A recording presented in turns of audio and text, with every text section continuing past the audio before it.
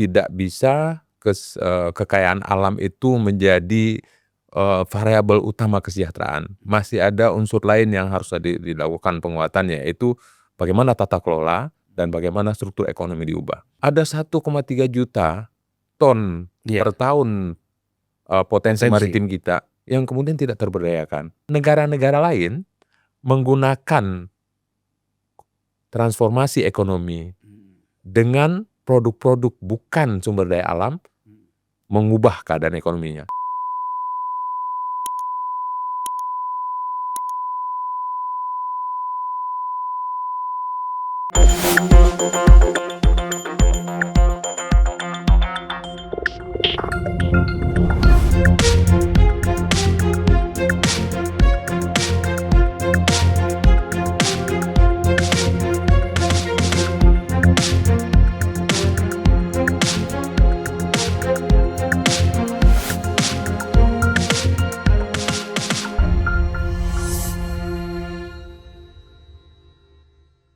Bismillahirrahmanirrahim. Assalamualaikum warahmatullahi wabarakatuh. Waalaikumsalam warahmatullahi wabarakatuh. Salam sejahtera buat kita semua. Salam juga untuk seluruh para penonton Unpacking Indonesia dimanapun berada. Hari ini saya kedatangan tamu sebenarnya jauh ini, dari Aceh. Siap. Tapi dari Aceh ke Surabaya dulu baru ke Jakarta. Siap. Kebetulan itu waktunya, waktu saya tanya itu. Siap. Ada penugasan kemudian singgah di Jakarta. Dan singgah juga di Unpacking Indonesia. Alhamdulillah. Hari ini tamu kita ini adalah Bapak Dr. Fuadi. Siap. Ya, Pak Fuadi ini lahir di kota Biren. Siap. Biren dulu masuk Aceh Utara ya Pak. Siap. Jadi sebenarnya waktu itu Aceh Utara. Siap. Betul kan? Siap. Betul sekali. Ya. Kalau saya tahu sampai ke Samalangannya pun saya tahu. Kemudian lahir di Biren tahun 1969, masih muda sekali Udah Pak. tua Pak, 55 tahun sudah. Ya kalau Polri dan tentara belum pensiun ya. Oh siap. Masih 58 kan pensiun. Siap. Pak. Ya kemudian ini serba Aceh semua ya. Siap Bapak ini ya. Alumni Fakultas Teknik. Siap. Universitas Siak Kuala, selesai tahun 1955. 95 Bapak. 1995 Pak, betul. Ya, 1995. Maklum lah Pak, atau udah payah nih.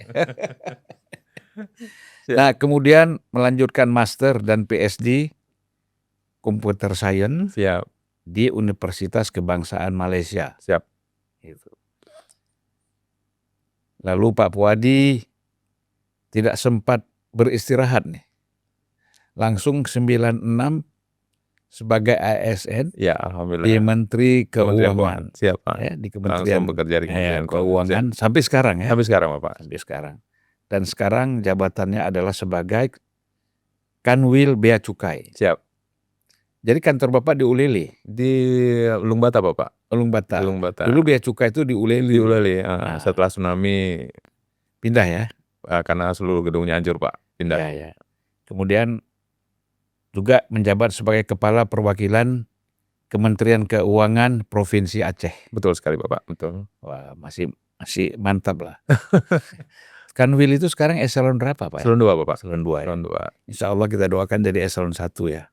Amin, tapi sepertinya sekarang saja banyak pengabdian yang harus kita lakukan Pak. Ya. Bismillah.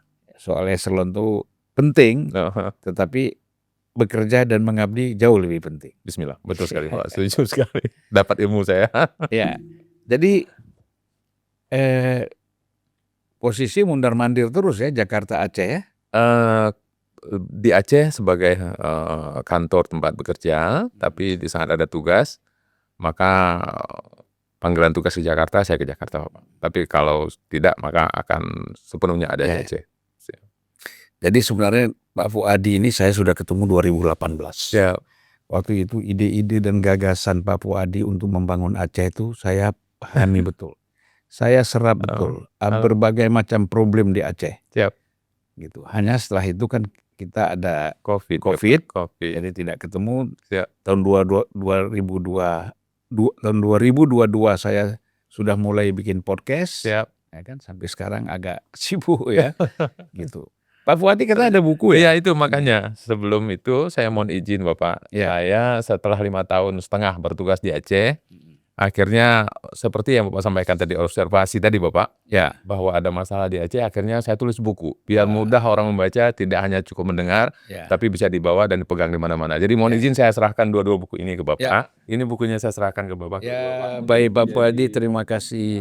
Satu buku judulnya Kumpulan Strategi Memajukan Aceh. Waduh, luar biasa. Satu lagi, ini baru selesai November ini Pak, jadi masih hangat sekali nih, masih baru dari oven nih. Jadi judul bukunya Membebaskan Aceh dari Kutukan Sumber Daya Alam, Jalan Menuju Kemakmuran Pak. Jadi dua buku saya ingin serahkan ke Bapak. Ya, ini yang paling penting. Terima kasih Pak Siap, Fuadi. siap Bapak. Siap. Ya, ini buku memang harus menjadi salah satu referensi ya Siap. bagi siapapun yang menjabat kepala daerah di Aceh, Siap. agar lebih memahami persoalan-persoalan Aceh. Benar sekali. Dan Ya. itu dari perspektif kami Kementerian Keuangan, Ya. setelah kami melakukan observasi bahwa sebenarnya peluangnya luar biasa untuk bisa mengubah Aceh. Itu ya. Ya mudah-mudahan Allah kasih jalan mudah dan mengubah mindset kita semua dalam berpikir bagaimana melakukan perubahan-perubahan dan untuk memajukan Aceh. Insya Allah. Iya, ya. Ya, terima kasih Pak Safwadi ya atas panggilannya Fuadi, tapi Siap, namanya Nama Safwadi Pak. Safwadi, Safwadi. ya. Ya, terima kasih Pak. Ini saya kira tidak mudah juga sekarang orang ingin menulis buku. Karena biasanya orang langsung di online kan, Siap. Google. Ya. Siap. Jadi kalau masih Bapak dengan berbagai kesibukan masih bisa menulis buku dan 2 buku lagi, ini saya kira sangat serius. Alhamdulillah. Ya. Alhamdulillah. Artinya ide dan gagasan itu bisa diwujudkan dalam bentuk tulisan. Siap. Dan insya Allah banyak orang yang bisa mendapatkan informasi. Betul sekali. Dan ingin membaca. Betul sekali. Itu tujuannya memang betul Ya. sekali Bapak.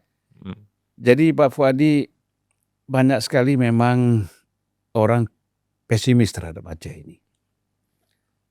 Ya kan? Pesimis.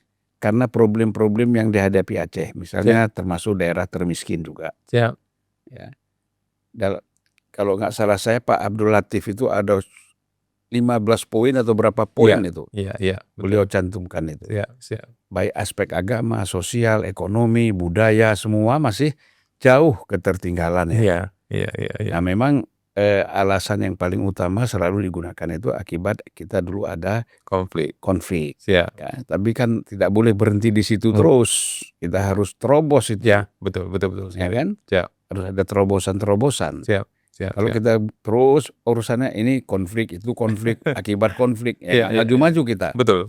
Nah saya kira saya ingin sebenarnya bertanya kepada Pak Fuadi, ya Pak Fuadi bisa menjelaskan aja secara detail nggak apa-apa. Siap. Kira-kira untuk memulai, kan selalu gini Pak, dari mana kita harus memulai? Betul. Ya kan? Betul. What to be done? Ya, betul. Kan begitu. Betul. Tuh Lenin mau bangun Rusia dulu, Ya. Uni Soviet, dari mana kita? Dari mulai. Semualah saya kira. Betul sekali. Termasuk kita dulu ada Pak Sujatmoko ya. Iya.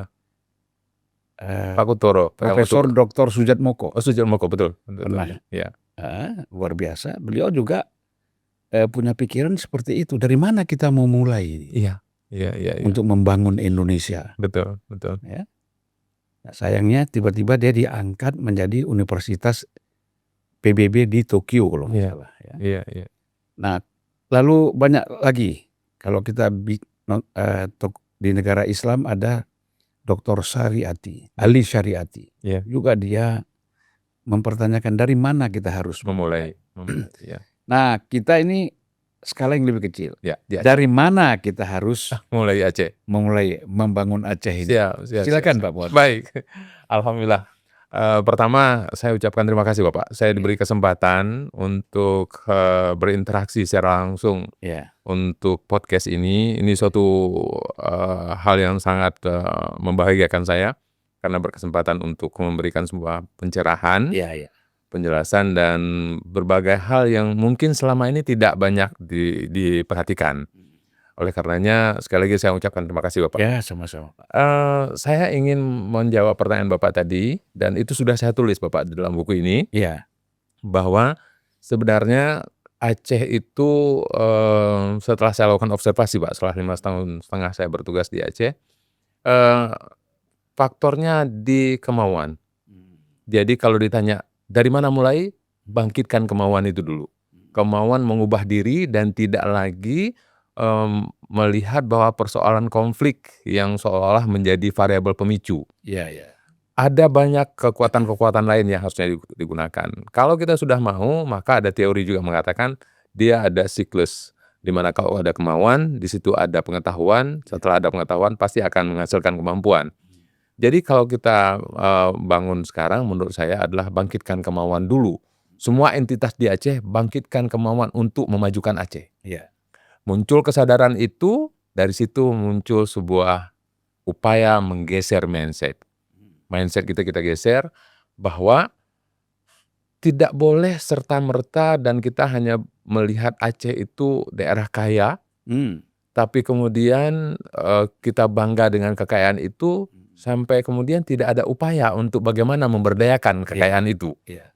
Nah, mindset ini yang ketika diubah bahwa kekayaan tidak bisa serta-merta menjadi modal kesejahteraan, tanpa tata kelola, Iya. tanpa struktur ekonomi yang harus diubah. Iya iya. Jadi saya ngelihat gini Bapak, bahwa tata kelola yang tidak sempurna dan kemudian sistem struktur ekonomi Aceh yang tidak ditata dengan baik mengakibatkan kita tidak bergerak, Pak. Iya iya. Posisinya kita masih terus stagnan seperti Iya. yang disampaikan Pak Abdul Latif tadi bahwa kita masih daerah termiskin, kemudian kita masih tergantung dengan provinsi lain, ketergantungan fiskal kita dengan pusat sangat tinggi. Sementara di sisi lain kita punya potensi luar biasa. Seluruh orang mengatakan bahwa Aceh itu punya potensi luar biasa. Malah ada anekdot oleh salah satu Kapolda yang bertugas di Aceh mengatakan bahwa Aceh semua ada tapi semua nggak ada. Aceh semua ada Iya. tapi nggak ada apa-apa gitu. Iya iya. Persoalan ini yang, saya ingin sampaikan kita perlu bergerak.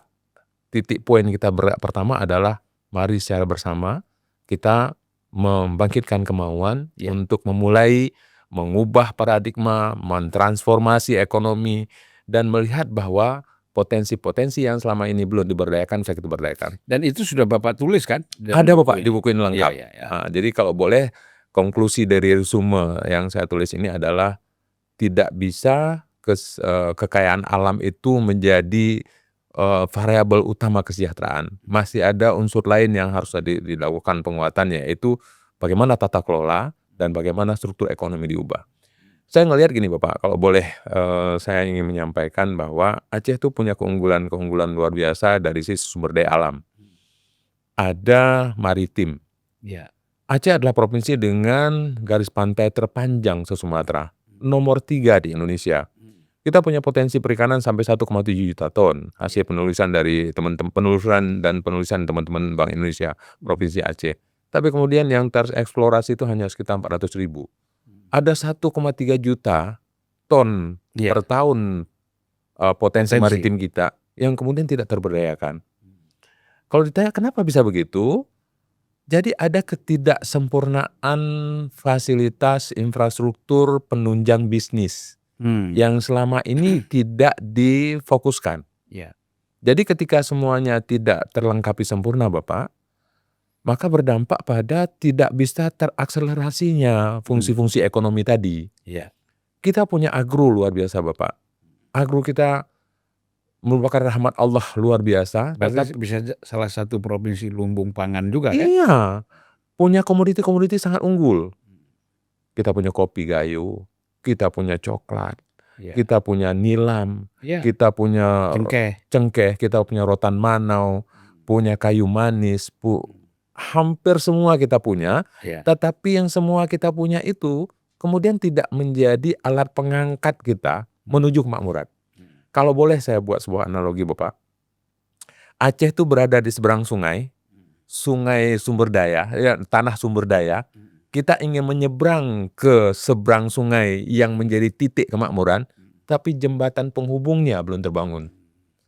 Jadi jembatan penghubung menuju kemakmuran itu yang belum terbentuk karena variabel-variabel penunjang pembangunan jembatan penghubung yang memindahkan kita dari pemilik kekayaan alam menuju ke titik kemakmuran Itu yang belum terbangun Nah sempurna. itu yang Bapak maksud jembatan itu kira-kira apa wujudnya gitu? Semua unsur yang ada di dalamnya, contoh infrastruktur penunjang bisnis, itu selalu saja tidak menjadi fokus utama kita. Akibatnya potensi besar tadi itu tidak menghasilkan nilai ekonomi tinggi. Ketika kita ingin melakukan kegiatan produksi, karena kan sebagaimana Bu Sri Mulyani menyatakan dan sering beliau paparkan di mana-mana bahwa kemajuan satu daerah, suatu negara itu ditandai dengan seberapa banyak rakyatnya, masyarakatnya di tempat itu mampu memproduksi sebuah barang dan jasa. Nah, sementara kita di Aceh, kita masih berfokus pada bahan mentah, bahan baku, yang tidak menghasilkan barang, baik barang setengah jadi maupun barang jadi. Dan itu padahal barang jadi dan barang setengah jadi itu adalah alat untuk meningkatkan kemakmuran, menghasilkan sebuah kemampuan, menghasilkan nilai tambah, yang nilai tambah itu akan menjadi pembangkit ekonomi daerah. Ini yang tidak terjadi di Aceh. Satu lagi contoh, maka saya di dalam buku ini pun saya tulis, Bapak mohon izin, Aceh fokus di 3 saja.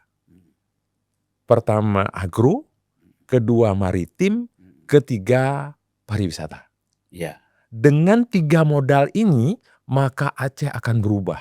Tapi pariwisata kan problemnya ada pembatasan syariat ini yang agak sulit ya. Kita punya potensi wisata yang sebenarnya sangat unggul. Alam kita, kemudian wisata adat, wisata religi kita malah inline dengan itu. Malah bagus gitu. Bisa mengundang orang-orang datang untuk melihat bagaimana wisata yang punya kedekatan dengan urusan syariah. Jadi hal seperti ini sebenarnya tinggal kita bagaimana elaborasinya.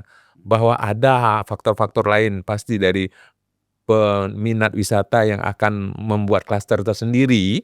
Nah, itu satu sisi. Tapi tetap saja ada hal-hal yang mereka ingin datang untuk melihat itu, menikmati itu. Nah, ini yang perlu kita fasilitasi. Sayangnya ini belum sempurna terfasilitasi. Contoh misalnya Sabang, Bapak. Sabang itu punya 20 titik, kalau kami menyebutnya VVIP spot diving. Jadi VVIP World Spot Diving, ada 20 titik spot diving kelas dunia yang itu yang menikmati itu adalah orang-orang yang sangat khusus dan peminatnya seluruh dunia. Itu pasti akan menjadi objek sangat disukai oleh peminat diving itu.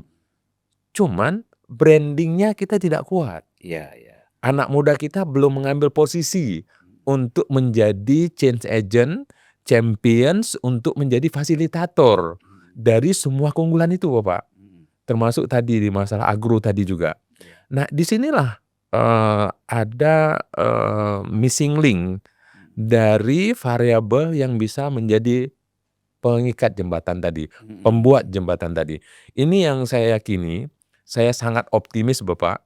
Mudah-mudahan dengan banyak yang mau membaca buku ini nanti akan terbuka wawasannya bahwa alhamdulillah kita diberi rahmat Allah luar biasa dan inilah modal kita untuk bergerak. Jadi kita tidak fokus lagi di sumber daya alam, contoh migas, minyak, tambang. Ada lagi power yang sangat luar biasa. Di dalam buku ini Bapak saya sampaikan bahwa negara-negara lain menggunakan transformasi ekonomi dengan produk-produk bukan sumber daya alam mengubah keadaan ekonominya. Contoh Malaysia. Malaysia punya gas dan minyak juga yang dikelola Petronas. Tapi mereka mengubah, mentransform ekonomi mereka bukan hanya bermodal dengan minyak dan gas. Wisatanya, wisata kesehatan, wisata pusat-pusat tempat aktivitas ikonik, contoh sejarah di Malaka, di Pineng mereka buat tempat-tempat yang menjadi daya tarik orang untuk datang. Putrajaya. Nah, hal-hal seperti ada persis di Aceh. Tinggal meskipun berbeda tempat, kita hanya angle-nya yang berbeda kita lakukan. Kita punya tsunami. Meskipun itu musibah, tapi menjadi rahmat untuk saat sekarang ini. Kenapa? Sesuatu yang tidak ada di tempat lain di dunia. Kemudian kita punya wisata sejarah luar biasa. Yang kemudian itu membuat orang ingin datang. Terbukti setiap tahun hampir 12 kapal pesiar datang ke Sabang, Bapak. Sayangnya mereka hanya singgah 8 jam. Yang perlu kita lakukan sekarang bagaimana kita meyakinkan dan mendorong mereka untuk overtime, overnight. Bisa singgah di Sabang, Ya. bisa singgah ke Banda Aceh dan menginap di Sabang dan di Banda Aceh melebihi waktu 8 jam. Ya. Karena setiap kali mereka datang pasti membawa uang. Ya pasti. Uang itu yang akan menjadi pengubah Devisa keadaan. buat kita. Devisa buat kita dan kemudian pasti mereka akan membeli cenderamata, makan, kuliner. Dan itu keistimewaan luar biasa yang ada di Aceh dan sesuatu yang sangat nggak dimiliki tempat lain. Saya mengambil pelajaran begini Bapak. Ada satu cerita ketika Raja Thailand, Bumipol Adulyadej, beliau kan sekolah di luar negeri Bapak, di Eropa. Tapi setelah beliau pulang, beliau ngelihat Thailand harus going abroad. Mereka akan membawa Thailand ke seluruh dunia. Dimulai dengan beliau mengumpulkan 2.000 chef Bapak. 2.000 juru masak di Thailand. Beliau biayai untuk tinggal di berbagai kota di luar negeri sampai membangun restoran untuk memperkenalkan Thailand. Sampai kemudian sekarang kita tahu kenapa ada durian montong, ada ayam siam, ada segala macam. Tapi ada makna lain di situ Bapak rupanya. Ada rasa ketika orang-orang Eropa, orang-orang wisatawan dari berbagai negara merasakan tom yum di negara mereka, ada rasa ingin tahu bagaimana kalau saya makan tom yum asli di Thailand. Sebenarnya ini adalah kesempatan kita ATM Bapak. Amati, tiru dan modifikasi hal yang sama untuk Aceh. Kopi Gayo, kalau kemudian anak muda kita di Aceh berkenan untuk membuka food truck dining atau food truck dari seluruh produk unggulan Aceh misalnya, orang di Australia misalnya, di Canberra misalnya ada food truck Aceh, tiba-tiba orang Australia ngerasakan kopi Gayo di Canberra. Di saya di Canberra dengan musim dingin, dengan temperatur seperti ini minum kopi seperti ini. Tapi kalau saya pingin minum kopi sendiri di Takengon bagaimana ya? Betul kan Bapak? Betul. Dan itu yang jadi minat yang membuat wisatawan jadi datang. Dan salah satu yang unik di Takengon, Ya, kalau kita minum kopi itu pakai gula Jawa. betul Bapak. Iya kan? Betul. Bukan pakai gula putih. Betul. Contoh tadi itu adalah peluang besar Bapak. Peluang besar bagi kita di Aceh untuk mengubah, mentransformasi struktur ekonomi kita. Contoh lain Bapak, ini durian. Durian sekarang minat dari penyuka durian dunia itu, konsumen durian itu luar biasa. Musangking itu adalah komoditi yang membuat ekonomi Malaysia itu terangkat. Nilai dari durian, dari perputaran uang dari industri durian itu 25 miliar US dollar Bapak. Itu hampir 42 triliun. Kurang lebih ya seperti itu ya. Dan itu adalah durian Musangking yang memang untuk bisa diekspor ke luar negeri, dikirim ke negara tujuan, itu mesti dibukukan pada temperatur minus 100 derajat. Aceh punya Bapak. Apa yang Aceh punya? Aceh itu punya energi dingin Bapak di PT Arun yang proses regasifikasi itu yang sekarang dikelola oleh PT PAG itu punya energi dingin minus 167 yang sebenarnya bisa digunakan untuk mendinginkan durian-durian Aceh. Durian Tangsi, durian Long, durian Panga. Sekarang ini ada durian Timang Gajah di Benar Meriah. Itu menjadi objek ekspor untuk kemudian mencari klaster pangsa pasar kelas non Musangking. Musangking mungkin 500-an ribu per kilo, kalau ini sekitar 100 ribu per kilo. Tapi itu mengubah pola bagaimana kemudian durian kita bisa kita pasarkan ke luar negeri. Ada yang istimewa untuk wisatanya Bapak. Apa? Saya tulis di buku saya. Bagaimana kemudian orang-orang yang ada di Cina, yang ada di Timur Tengah misalnya yang menyukai durian itu merasakan makan durian di bawah pohon durian. Pengalaman itu maka saya tulisnya. Kita harus berani membuat judul wisatawan Aceh, wisata Aceh itu Experience Aceh, The Hidden Paradise of Indonesia. Kalau kita buat itu jadi tema, maka orang akan penasaran untuk datang ke Aceh. Jadi itu contoh-contoh yang sebenarnya tinggal kita tiru dari apa yang sudah berhasil dilakukan negara lain. Maritim juga begitu Bapak. Maritim itu punya potensi luar biasa ketika kita mampu mendorong industri. Dan mekanisme itu sudah berhasil di India Bapak. Iya. Cuman syaratnya kita di Aceh harus punya kemampuan untuk membawa foreign direct investment. Orang asing itu harus bekerja. Uang orang asing harus bekerja di Aceh. Tanpa itu kita nggak cukup punya modal Bapakku. Nah, bagaimana ini kita bisa lakukan? Kenapa kemudian foreign direct investment harus dilakukan di Aceh? Karena mereka lah yang akan mencari pasar Iya. dari semua produk-produk unggulan yang dimiliki Aceh.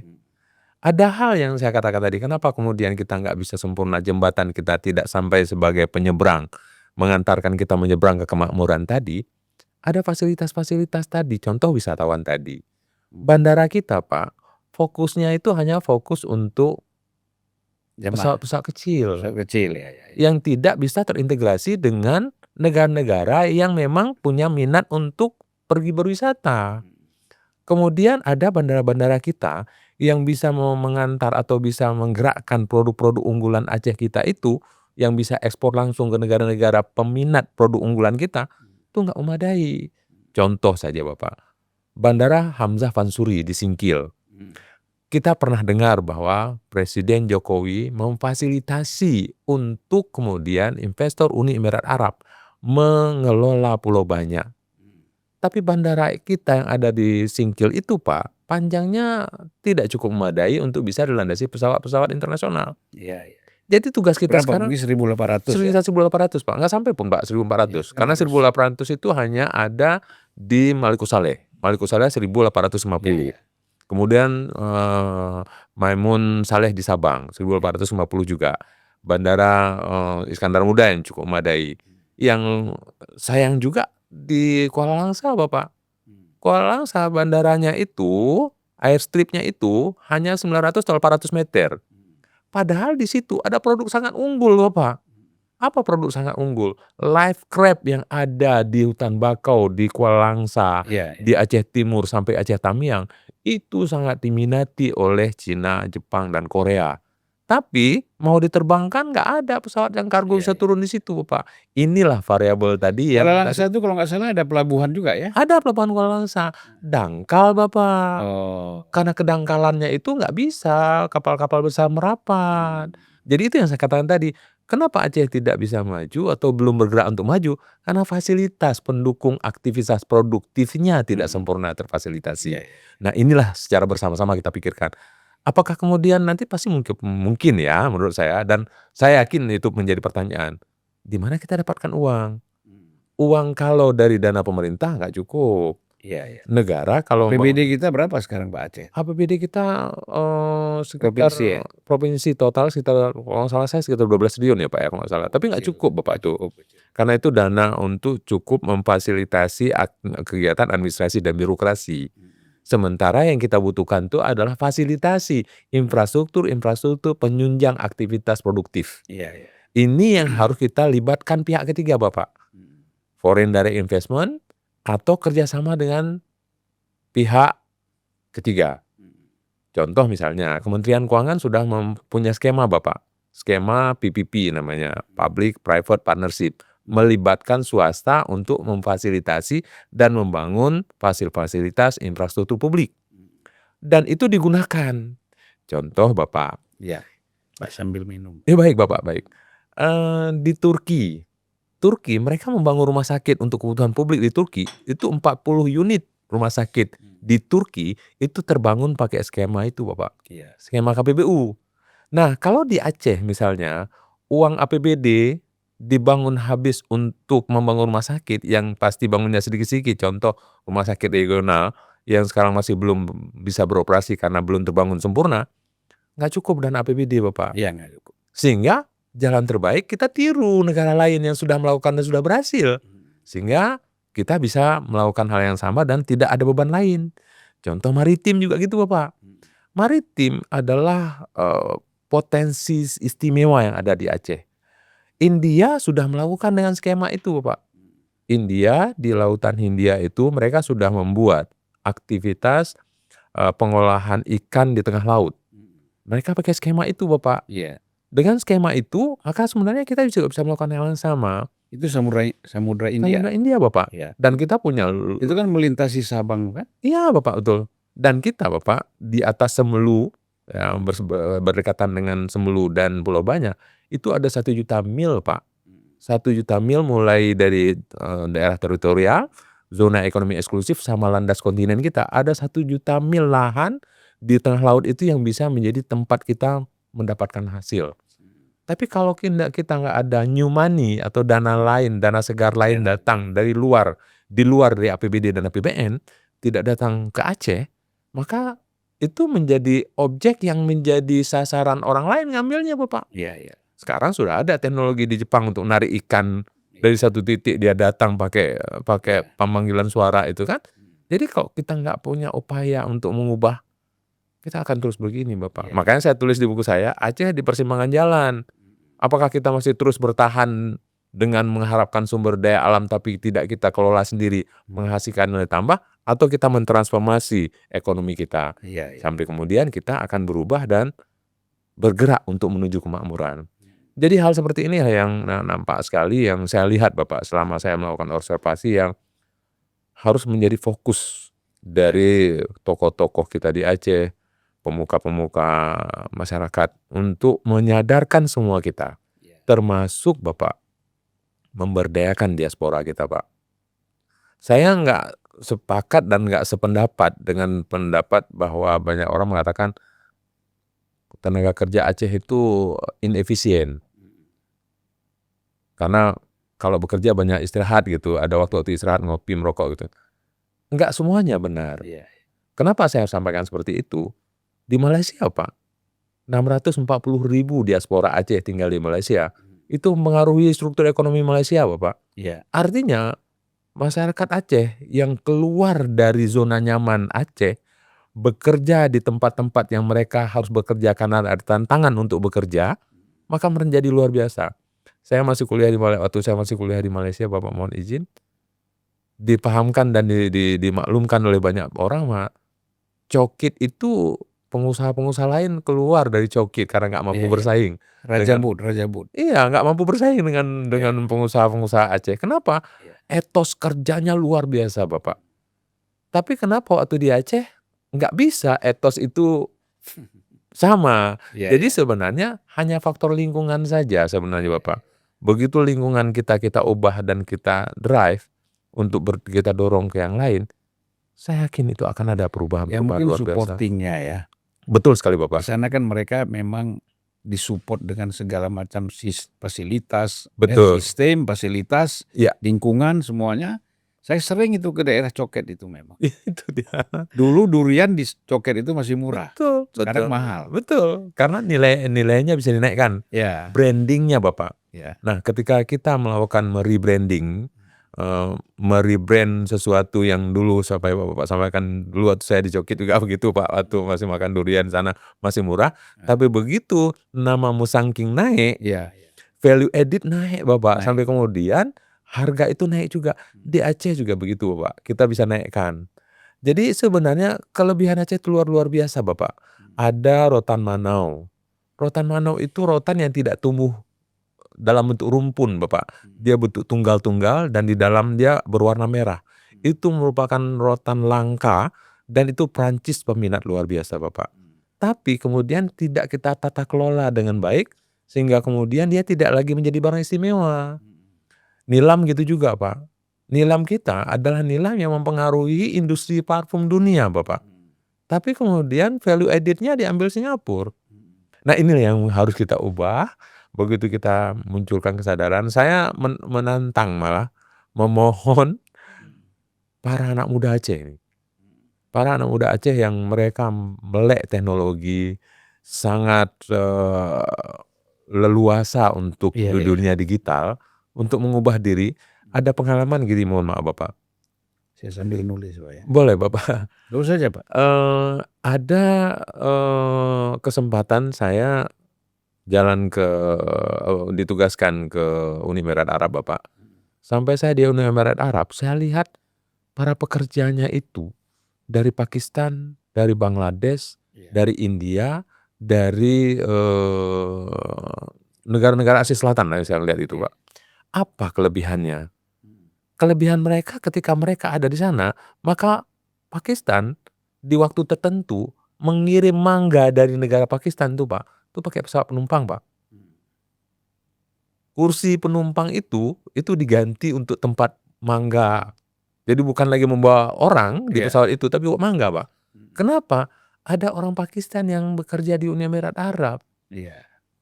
Nah, diaspora kita, anak-anak muda kita, sebenarnya harus terbangkit keberanian Mhm. untuk menjadikan connecting the dot antara Aceh dengan pusat pasar. Ini yang harus kita ubah keberanian ini. Ada satu budaya yang mungkin harus kita ubah, Bapak, dan itu sebenarnya hal yang memang dimungkinkan untuk diubah. Iya. Kemampuan kita untuk menguatkan berbahasa asing, bahasa Cina, bahasa Arab, bahasa Inggris, itu sepertinya mandatori kebutuhan sekarang bagi anak-anak muda kita yang ingin untuk going abroad, go global, untuk menjadi orang-orang kaya baru. Iya iya iya. Kenapa saya katakan Cina, Pak, harus punya kemampuan berbahasa Cina? Mitra dagang kita dari semua komoditi-komoditi istimewa dan unggul di Aceh, Mhm. itu ke Cina, Bapak. Mhm. Kalau kita mampu berbahasa dengan bahasa calon pembeli kita, Mhm. maka secara psikologis akan membuat mereka jadi lebih suka untuk membeli barang kita. Kita bisa berbahasa Arab. Negara-negara Timur Tengah itu adalah negara-negara yang sangat membutuhkan produk-produk dari agro kita, Bapak. Begitu kita bisa berinteraksi dengan sangat bagus dengan pembeli-pembeli kita di Arab, ini akan membuat minat mereka untuk membeli produk Aceh Iya. luar biasa, Bapak. Begitu juga dengan bahasa Inggris, tentu itu udah jadi bahasa internasional yang menjadi modal. Sebenarnya ndak perlu harus semuanya sekolah tinggi. Mhm. Mungkin kalau boleh saya cerita pengalaman, Pak, saya diberi kesempatan untuk dapat tugas, ke beberapa negara. Saya melihat di negara itu apa yang membuat orang-orang asing berani datang ke negara itu, Mhm. terutama dari negara-negara yang sama seperti kita. Contoh dari Vietnam, contoh dari Filipina. Mereka kalau saya tanya, sekolahnya nggak tinggi, Bapak. Tapi kemudian kemampuan berbahasa itu membuat mereka berani berangkat ke sana dan diterima bekerja di sana, Pak. Iya iya. Nah, setelah mereka diterima ke sana, diterima di tempat itu, maka kemudian merekalah penghubung kita di sana.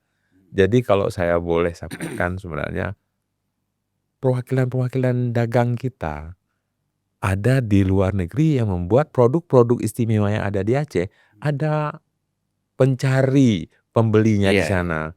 Jadi itu yang mungkin kalau Bapak tanya, dari mana kita mulai? Dari hal-hal kecil seperti itulah, Pak. Small is beautiful. Betul. Iya. Dan ini Bapak, sebenarnya pemerintah daerah bisa fasilitasi menurut saya. Iya iya. Kita hanya mencari beberapa chain agent dan championship dari anak-anak muda ini yang bisa memulai, dan dibiayai pertama kali dalam bentuk subsidi oleh pemerintah kita. Kemudian tapi mereka kemudian ditugaskan lagi. Setelah Anda di sana, Anda cari lagi calon-calon pemberi dari produk-produk yang kita di sini. Iya. Ada satu di tempat lain, saya di banyak kuliah umum dengan mahasiswa saya sering sebutkan. Ada satu pengalaman, ada satu, informasi di mana, satu orang dari negara Vietnam itu tugas di Miyagi, Jepang, sebagai salah satu tempat pusat lelang ikan terbesar di Mhm. Jepang. Itu tugasnya hanya melihat di pusat pasar lelang ikan di sana, di Miyagi itu, apa ikan yang sedang tidak ada hari ini. Mhm. Tapi kemudian dia hanya hubungi mitra kerjanya di negara asalnya, Mhm. mengatakan, "Nih hari ini sedang tidak ada ikan ini. Nih minggu ini tren ikan ini sedang kosong. Kalau Anda bisa mencari ikan ini, maka pasti harganya akan mahal diterima di sini." Mhm. Nah, fungsi bisnis seperti inilah yang harus kita Iya iya. kembalikan, Bapak. Jadi membangun Aceh kita tidak boleh kemudian seperti ayam mati di dalam Lumbung. lumbung padi, Bapak. Mhm. Jadi kita harus keluar dari zona itu. Mhm. Ketika kita udah keluar dari zona itu, maka terbukalah peluang. Ada satu yang ingin saya sampaikan kepada adik-adik mahasiswa juga mungkin yang apa, jadi nggak boleh datang ke kampus hanya untuk mencari getting point of knowledge.